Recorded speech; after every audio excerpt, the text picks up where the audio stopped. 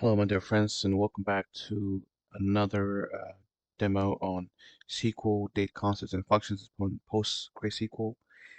Today, I'm going to walk you through the current date function and also provide a couple of examples to demonstrate how you can make use of the current date function. So the current date function is simply a type of function that can bring you the present date stamp.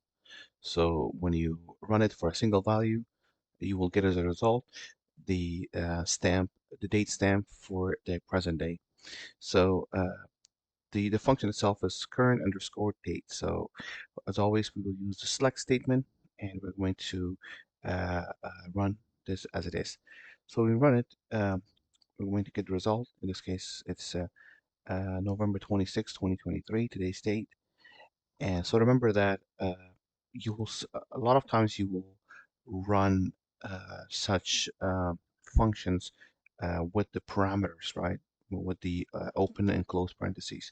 Then there are some times when there are some functions that you will not have to use that pass a parameter or use the open and closing parentheses. When you're using these methods, remember that not to expect to always use the open the open and closing parentheses. For example, if we do a if we run a query on now, right? Now would require you to perform the open and closing of the parentheses. As a result, you're going to get the timestamp for right now. But for the current date, you will not have to do that.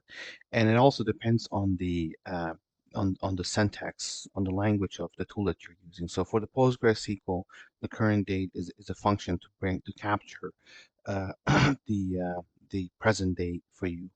And just for the current date function itself, you'll not have to open and close a parentheses to run the method. All right, so this was the very basic function of getting the current date value, which we just did. And then we're going to do a couple other examples. So this was without the parameter. So I'm going to do a current date with the parameter, right? So I have a couple of examples here. So with a parameter, let's say I have this, I have this table called student table one that what I'm going to do is, let me just select everything from student table one. What I'm going to do is I'm going to add a column next to, I'm going to add a fourth column here that will have the date.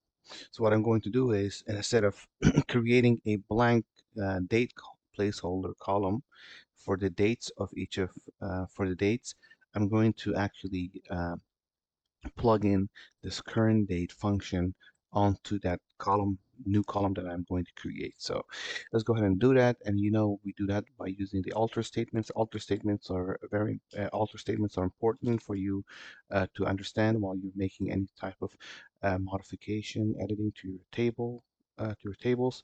So we start by saying alter table, and then we pass the name of the table that we would like to alter here. So just nothing but still table one. Once we do that, we're going to now specify in the next line, what we'd like to do specifically, what we'd like to alter specifically. So now we're going to say add the column. So that's what we're going to do. We're going to alter the table student one by adding a column. So once we do the add column, we're going to pass the name of the new column. So we're going to say, so we have student ID, name, and program. We're just going to call this program date, just for the sake of this practice. And when we do that, as always, when you create a new column or when you add a new column, you always have to pass the name of the column. And you also have to pass the type of the column that you would like. What should be the data type in that for that column? So in this case, going to be the date, right? So if we run this, we're going to get a column.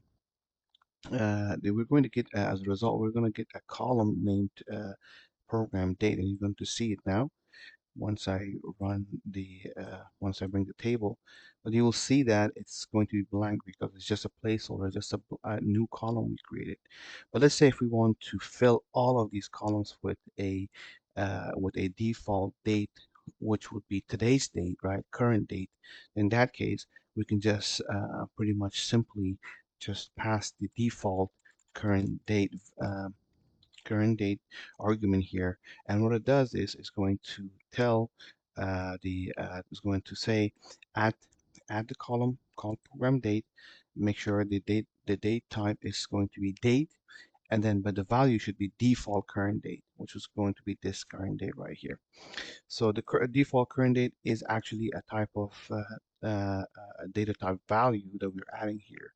So for me to be able to do that, let me just go ahead and delete this column once again, and we will use the same thing, alter table. As I said at the beginning, to delete, to make any type of modification, you always use the alter table. So in this case, I'm going to pass the name of it. It's called the program date. And so now we should get this column deleted. Let me run it again. There you go. Now it's deleted. So now let's go ahead and run this now with the default current date value. And bingo, it accepted it. It was successful. Now we run it. There you go. Now you can see the default date value now populated for each values here for the program date as we functioned it here. That was one of the examples of how you can make use of the current date. The second example is going to be when we create a table from scratch. So I went ahead and created a table from scratch called mylogs. It's not created yet, but it will be created once I run this. We'll create a table called mylog, where the values in this table will be a login ID, that will be a serial number, and it will be primary key. The visitor name will be the second column, where we have a character variable that will be 250 in length. Then we're going to have login date. It will not be not null. So we have this. I put this constraint. Then it's going to be a default current date. So that means each time that we put in value for each record, then automatically that specific record which we just opened, which just populated, will assign itself the default current date value which we just passed here. Let's go ahead and run this, and we're going to get that table created. Oops, there's a mistake here. It says so. It says create table my logs. Maybe we already have the table by log. Maybe I did create it already. Let's see. No, it's not here. So my logs login period ID. Oh, I missed the login date. Not null. Default current date. Okay. And then what's the problem? Syntax error. Not null. Login date. Not null. And then not null. Then okay, login date. Okay, it has to be login date, no current date. You're near this. Okay, let's run this one more time. It should work. Okay, so it's just to be a date then. There you go. So I forgot to add the date there, the date type. So with the date type, now it's fixed. So the table was created successfully. Let's go ahead and refresh this.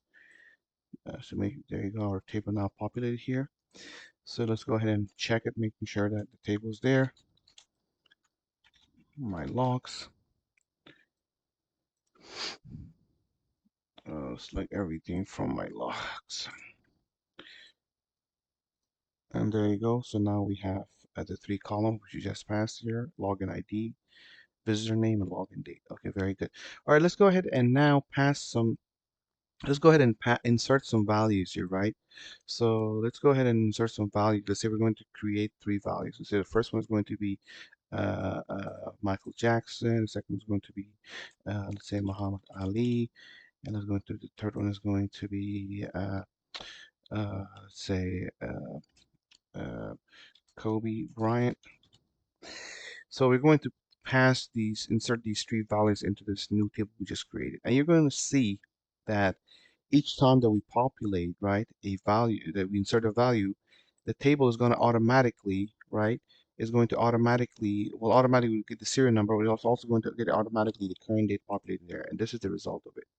As we were inserting the names here, right, you can see that the date, since it's a default current date, the date is populated automatically.